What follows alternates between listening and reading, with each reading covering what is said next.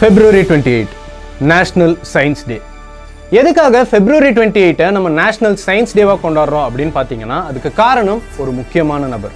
இவர் எந்த அளவுக்கு முக்கியமான ஒரு நபர்னா ஏசியாலேயே முதலா சயின்ஸுக்கு நோபல் பரிசு வாங்கினது இவர் தான், அதுவும் பிரிட்டிஷோட ஆட்சி காலத்திலேயே.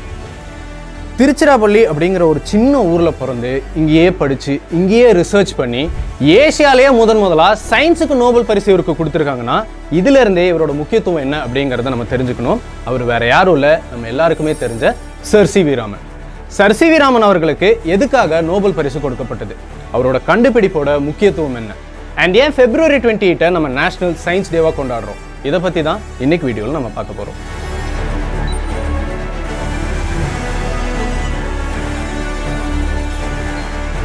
நம்ம எல்லாருமே நம்மளோட லைஃப்பில் ஏதாவது ஒரு பாயிண்டில் கண்டிப்பாக ஏதாவது ஒரு விஷயத்தை பார்த்து இன்ஸ்பயர் ஆகிருப்போம். அது ஒரு புக்காக இருக்கலாம், ஒரு மூவியாக இருக்கலாம், இல்லை ஏதாவது ஒரு பர்சனாக இருக்கலாம். அதே மாதிரி தான் மெட்ராஸ் பிரசிடென்சி காலேஜில் BA in English and allied physics படிச்சுக்கிட்டு இருந்த நம்மளோட சர் சி வி ராமனும் ரேலே அப்படிங்கிற பிரிட்டிஷ் சயின்டிஸ்டோட லைட் ஆப்டிக்ஸ் ரிசர்ச் ஒர்க்கை பார்த்து பயங்கரமாக இன்ஸ்பயர் ஆகிறாரு.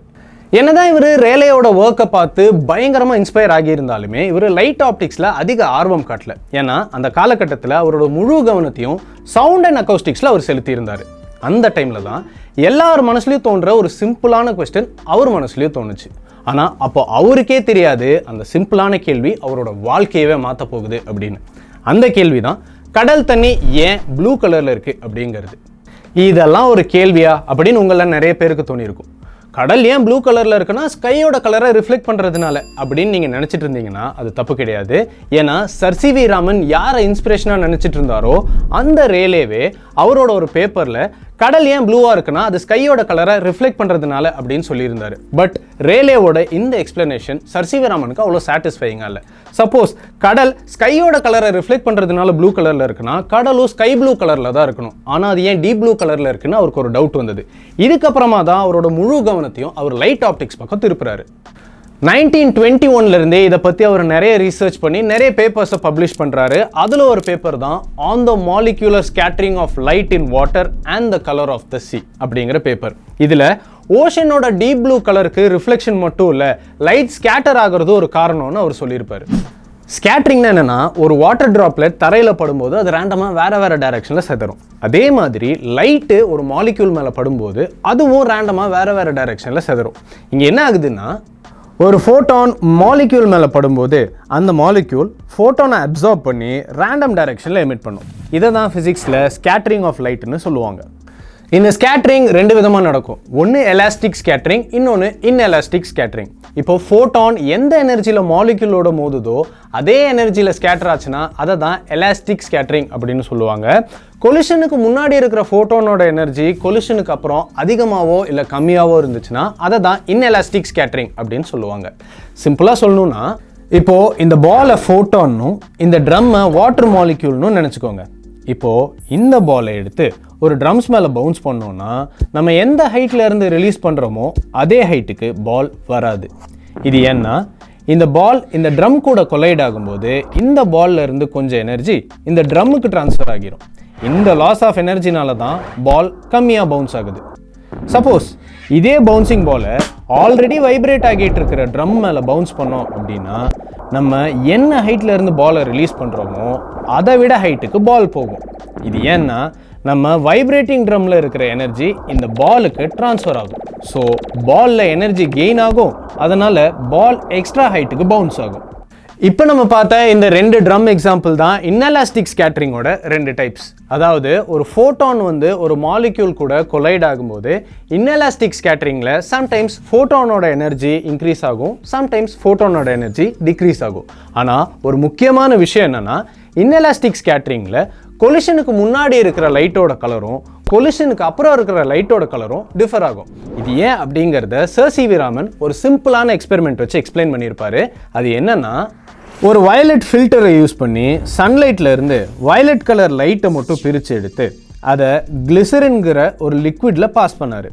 இப்படி பாஸ் பண்ணதுக்கப்புறம் இந்த லிக்விட்ல இருந்து வெளியில் வந்த லைட்டை ஸ்பெக்ட்ரோமீட்டரை வச்சு எக்ஸாமின் பண்ணார். அப்போது வயலட் கலர் கூடவே ப்ளூ கலரும் வந்துச்சு. இங்க sir C V Raman blue and violet லைட்டை வெறும் கலரா மட்டும் பார்க்காம அதை ஒரு எனர்ஜியா பார்த்தாரு. அதாவது வயலட் லைட்டை ஹையர் எனர்ஜியாகவும் ப்ளூ லைட்டை வயலட்டை விட கம்மி எனர்ஜியாகவும் பார்த்தாரு. ஸோ லிக்விட்குள்ளே சென்ட் பண்ணுற வயலட் லைட் அப்படியே வெளியில் வருதுன்னா அங்கே எந்த விதமான எனர்ஜி டிஃபரன்ஸும் இல்லை. அப்போது இங்கே எலாஸ்டிக் ஸ்கேட்டரிங் நடக்குது. ஆனால் லிக்விட்குள்ளே சென்ட் பண்ண வயலட் கலர் கொஞ்சம் ப்ளூ கலராக மாதிரி வெளியில் வருதுன்னா அங்கே எனர்ஜி லாஸ் ஆகியிருக்கு, அதாவது இன்எலாஸ்டிக் ஸ்கேட்டரிங் நடந்திருக்குன்னு சொன்னார்.